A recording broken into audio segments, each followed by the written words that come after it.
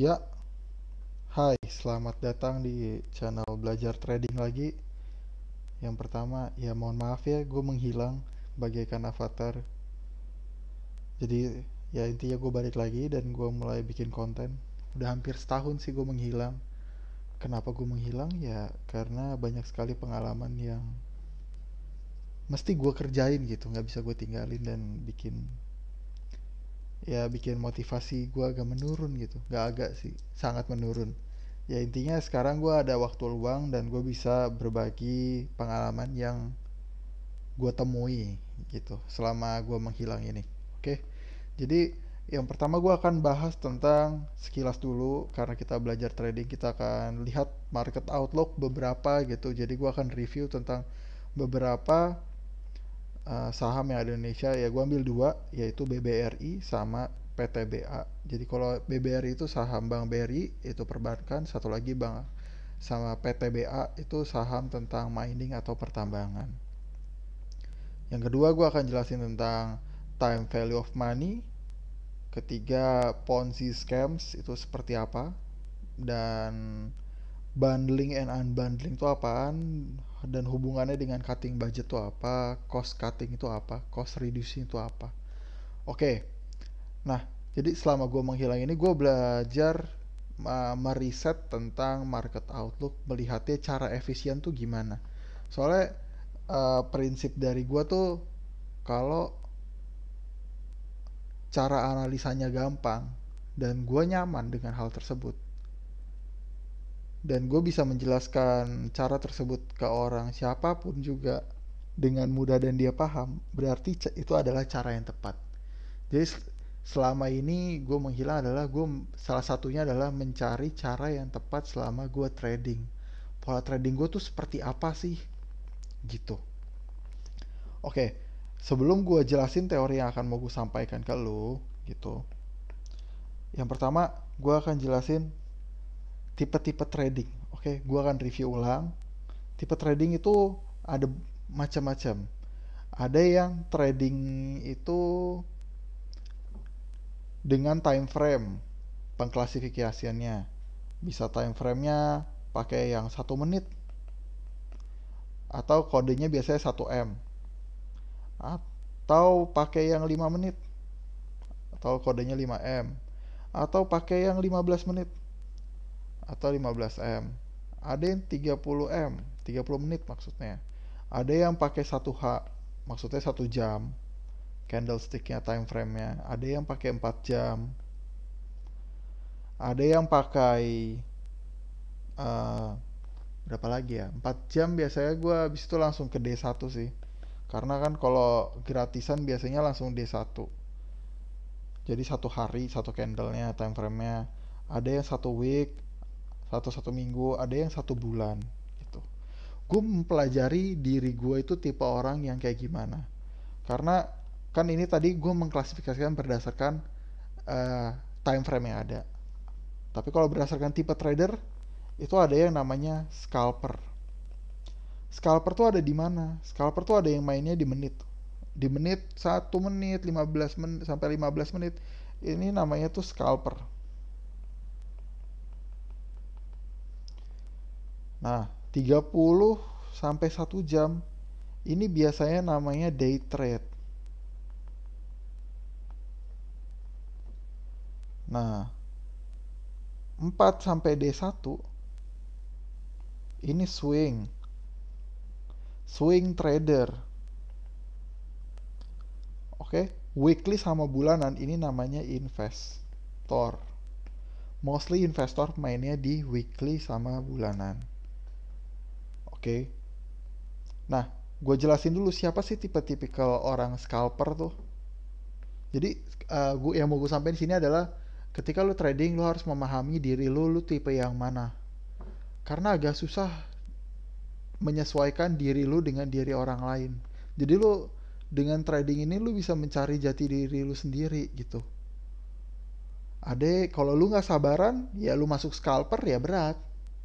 Ada yang sabaran tapi masuknya ke swing trade atau investor. Ya bagus karena sesuai gitu. Jadi ini lu harus mencari personality lu di mana gitu. Kalau scalper ya mainnya mendapatkan keuntungan atau mendapatkan kerugian ya di momen itu juga, di hari itu juga. Kalau day trade, jadi scalper itu keuntungan atau kerugiannya ditemukan pada hari itu juga. Kalau day trade itu keuntungan dan kerugiannya ditemukan di satu minggu yang sama.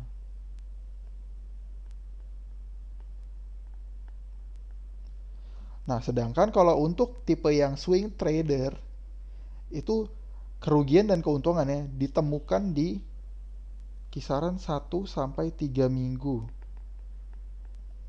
yang sama. Nah, sedangkan kalau untuk investor ini di bulanan bentuknya, bisa bulan, bisa tahun.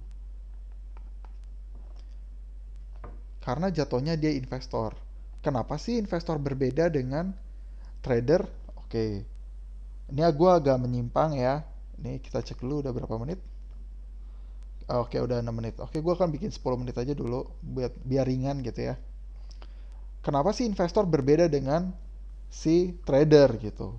Gue akan kasih reminder gitu ya. Ini sebenarnya pernah gue bahas sih, tapi gue rewind aja dulu. Bedanya tuh kalau trader dia dapat profit dari gain, capital gain. Ketika harganya 200, terus sahamnya naik jadi 250. Nah, berarti selisihnya ada 50. Nah, 50 itu adalah capital gain. Itu yang dimanfaatkan para trader. Trader dapat untungnya dari situ. Mostly, ya meskipun gue tahu dapat trader ada yang dapat untungnya dari jumlah lot, dapat jumlah komisi dari jumlah transaksi yang dia lakukan, ya, tapi in general dapatnya dari capital gain. Oke? Sedangkan kalau investor ini tuh dapat untungnya bener ada dari capital gain juga, tapi nggak dari sini doang. Ada namanya dari dividen.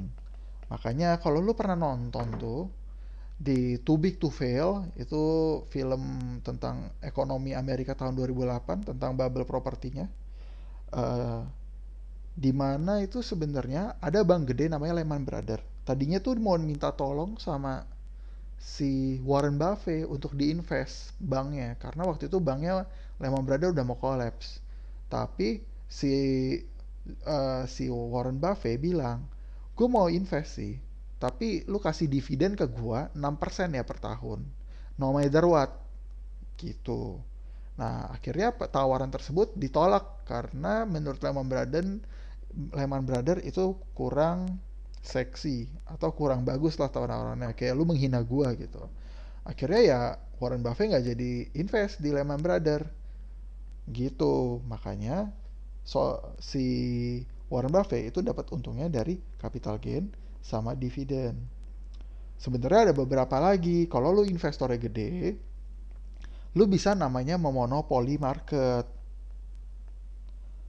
Ketika lu punya perusahaan perbankan, punya perusahaan mining, perusahaan semua sektor industri lu punya, ya lu bisa mengontrol hal tersebut. Karena lu mengontrol tersebut, ya lu bisa dapat untungnya macam-macam, mulai dari net profitnya, nggak cuma dari capital gain. Jadi maksud gue, lu bisa dapat keuntungan ya karena lu memiliki perusahaan tersebut, ya lu bisa mendapatkan keuntungan dari net profit perusahaan tersebut, bukan dari capital gain kenaikan nilai saham doang di mata publik. Enggak di situ doang. Lu bisa monopoli, lu bisa dapetin dari net profitnya.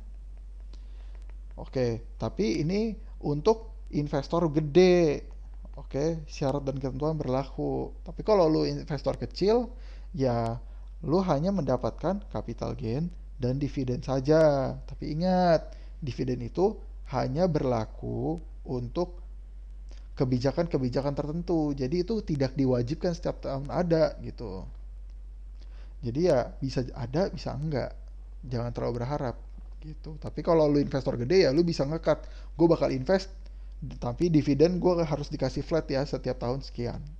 Ya kayak Warren Buffett gitu ya bisa aja. Oke, gue akan bahas sampai situ aja dulu. Gue stop dan akan gue lanjut ke episode selanjutnya. Thank you, bye bye.